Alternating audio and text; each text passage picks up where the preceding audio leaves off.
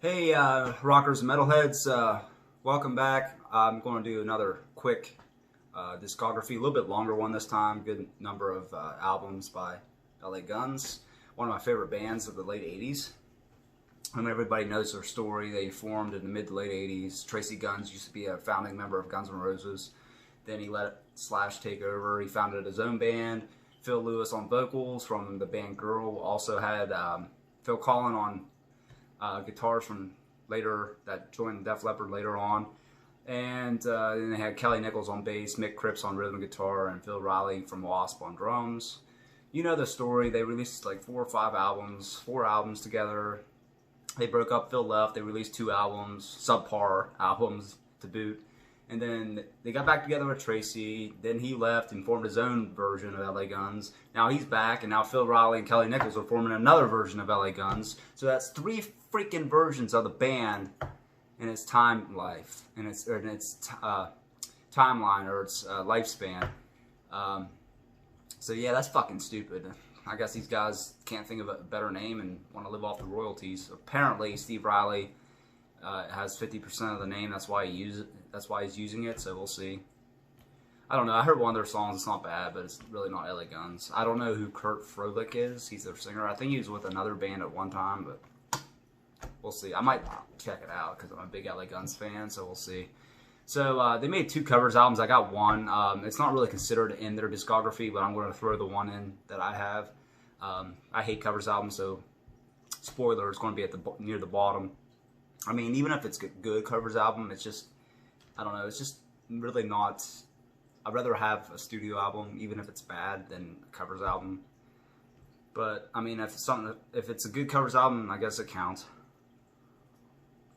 So starting off the list, I have all but one of these, by the way. And I have them all on CD and a couple cassettes. Surprisingly, I don't really have any vinyl studio albums of LA Guns. I have a live and greatest hits. So starting off at 13, it's no surprise I'm going with this, American Hardcore. This is with Chris Van Dahl, I think of it as a singer. And he's more like an alternative punk type singer, and there's really nothing good to say about this album. This is not really LA Guns. It has the name. I mean, yeah, it has other members like Tracy and Steve Riley, but I mean, shit, it sounds much like a grunge alternative metal, like Soundgarden, maybe like 9 Inch Nails at points. I mean, if I have to give any highlights, maybe Next Generation is pretty good. Fast, hard rock punk song. Pissed is okay. That's about it. I mean, you can see the cover of him right there standing in the left. Or when I flip this around, it'll be on the right, because when I record, I figured out how to change it so I get the cover artwork, so he'll be on the right side.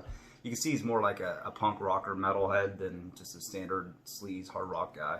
So that's number 13, American Hardcore. Number 12, I don't have. That's Shrinking Violet. I almost bought it one day years ago at the record store at Sam Goody.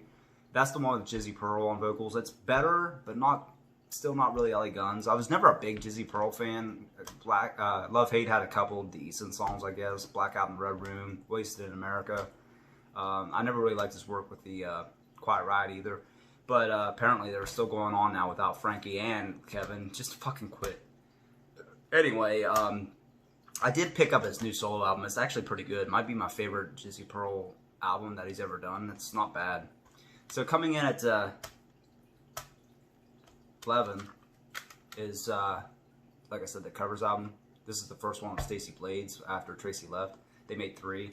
And there's not much to say about this. I mean, they did covers like Until I Get You by Hanoi Rocks, Wheels of Steel by Saxon, Tie Your Mother Down Queen. I mean, there's not much to say. Search and Destroy was a good cover from Iggy Pop. So, I mean, this is covers album, so it's going down there at number 11. 10, I'm going to go with Man in the Moon. This was their reunion of sorts with Phil Lewis. Came back in the band in the early 2000s. There's like 4 or 5 good songs. The rest are just meh to me. Man in the Moon has the guitar riff. Sounds like sort of like Frankenstein. Because he's a man in the moon. Beautiful, a pop ballad. It's kind of catchy, but it's not really LA Guns. Spider's Web's a highlight. And Don't Call Me Crazy, I never really liked until I went back and listened to this album, and it's actually a pretty decent slow build-up song. It starts off like a ballad and it kicks in. But the highlight, I would say, is Scream. It's like the best song that ends the album. You make me scream. So yeah, it's not very good in my opinion, but you can do a lot worse. So coming in at 9. Oh, it's like, yeah, 9. Fuck, I can't count. I'm gonna go with their newer album, the newest one, The Devil You Know. A lot of people would have this higher. I like it, but I don't know. I tried to get into it more. I don't know. I don't think it's as good as the previous ones. So, Rage sounds like the song off the previous album, Speed from Missing Piece. It's a great intro. Loaded Bomb's good. You're a loaded bomb. The Devil You Know, of course, good. And Weird Video with Felissa Rose was one of the, I guess, witches from, Sleepaway Camp fame.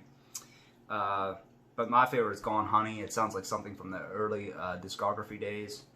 It's a really good song. Down That Hole is kind of alternative, like almost sort of like a 90s alternative song. I don't know how I feel about that song really. It's kind of different.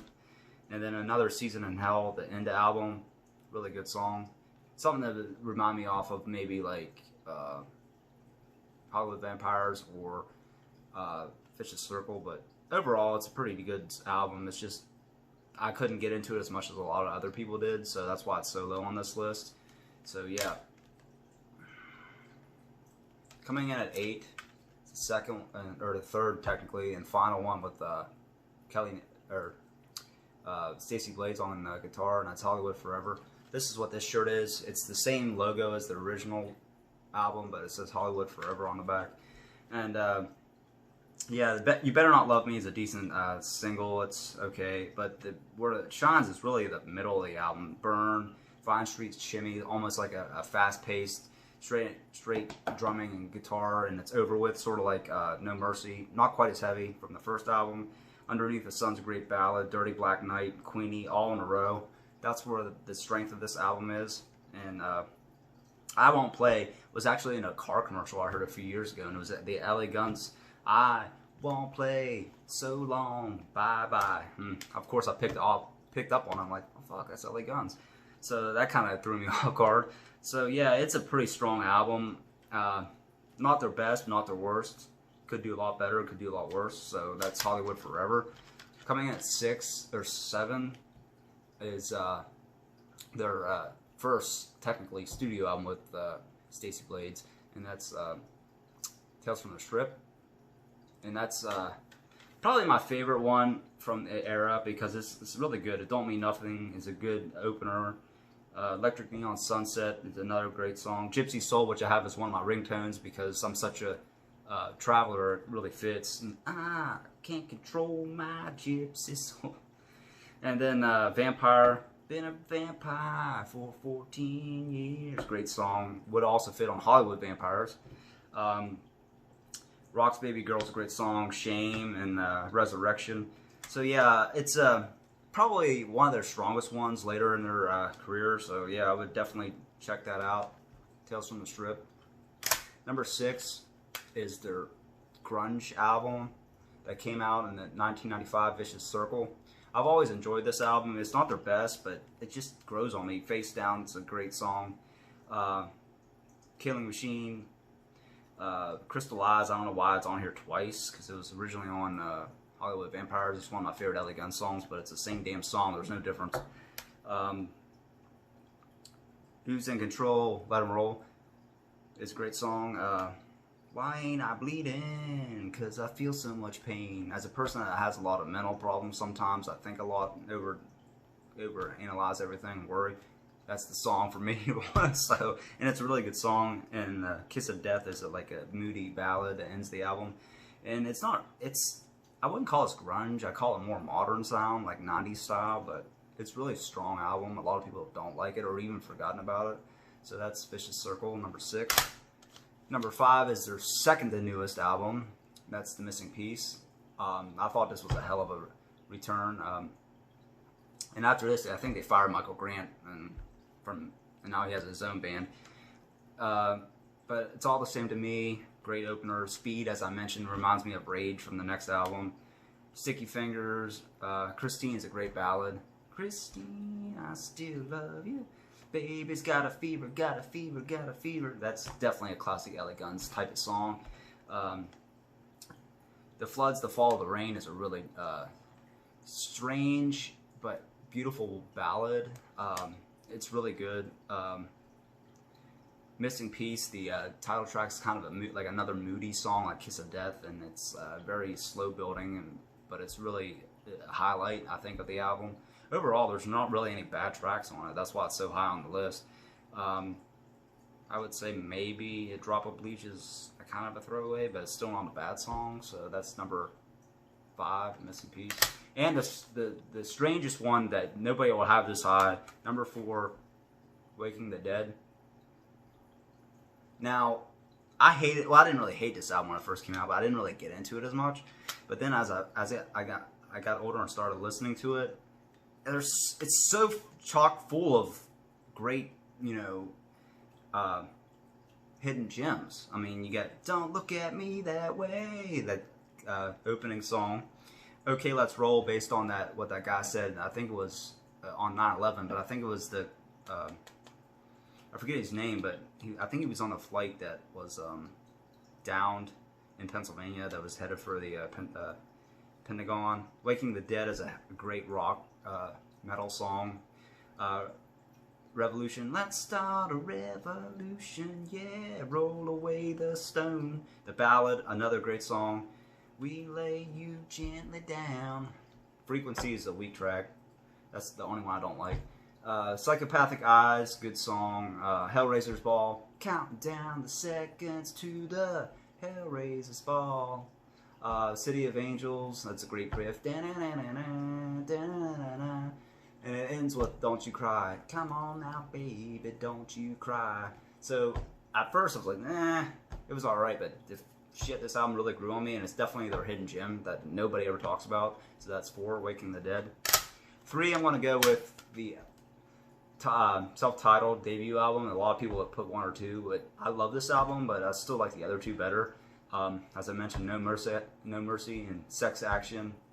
One More Reason to Die. Electric Gypsy, which I think Tracy said it was like a direct ripoff of one of the Motley Crue songs. I can't remember which one he said it was. Maybe Wild Side, but I'm not sure. Bitch Is Back, right on time. One Way Ticket, great song. Shoot 4 Thrills into the Night. So yeah, it's a great album. Great debut.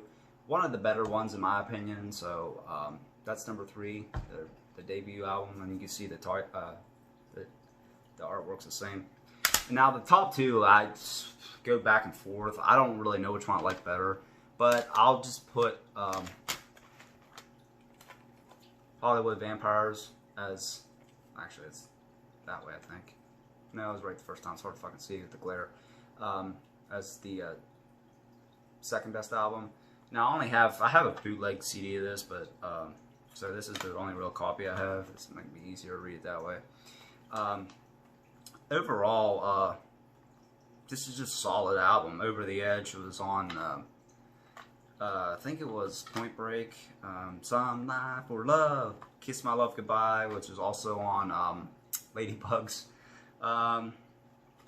Wild Obsession, I think that was in Harley Davidson and Marlboro Man. Wild obsession in the heat of the night. It's over now. Could have worked it out somehow, but it's over now. So yeah, a lot of people will probably put this 3, 4, or 5 but I always loved this album.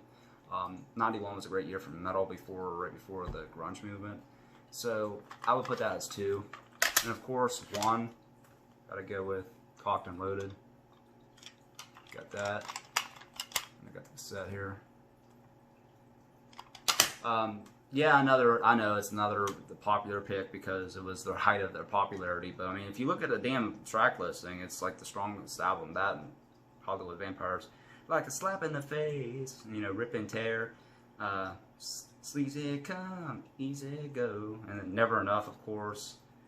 Malaria and Ballad of Jane. What a shame, what happened to Jane? 17 Crash. I mean, there's just a lot of great songs on here. Shut Down Ride on Sunset, probably one of the deep cuts and one of my favorite LA Guns songs that's not well known. I Want to Be Your Man. They made a video of that, and it was actually only a bonus track, which is weird because you never see a video for a bonus track, but it's also another highlight. There's no weak songs on this album, not one. If I had to choose, I don't know, maybe Give a Little Love to You, Baby. Still good. But yeah, this is the #1 album. I mean, all you gotta do is look at the track list. You can see why I picked it. I mean, yeah, I know people want to bitch that I always pick the most popular albums, but I go by track list and song strength of songs. So yeah, usually that's the reason why, because it's the strength of the songs. And I don't know about I don't really take into effect if I got tired of an album or not. I'm just basing it on how good the album is, track by track. So that's my list of the LA Guns albums. I try to keep it quick. It's under 20 minutes. It's 16 minutes. So thank you for watching. Let me know what your ranking is. I'm surprised nobody's ever done a ranking video of LA Guns, but like I said, I got a lot of shit that nobody else probably would ever do. I mean, I think next I'm going to do Ed Guy. One of my favorite power metal bands, and one of the newer bands I listen to, actually. And so I don't think I've ever seen anybody do that either. So let me know what you think of the video, and if I should do any other ones. I mean, if I have enough physical copies, I can do a video for a request, but it just depends on what it is. And I'll leave the subscription down below and a video of other ranking videos. So take care, rock on, and I'll catch you later.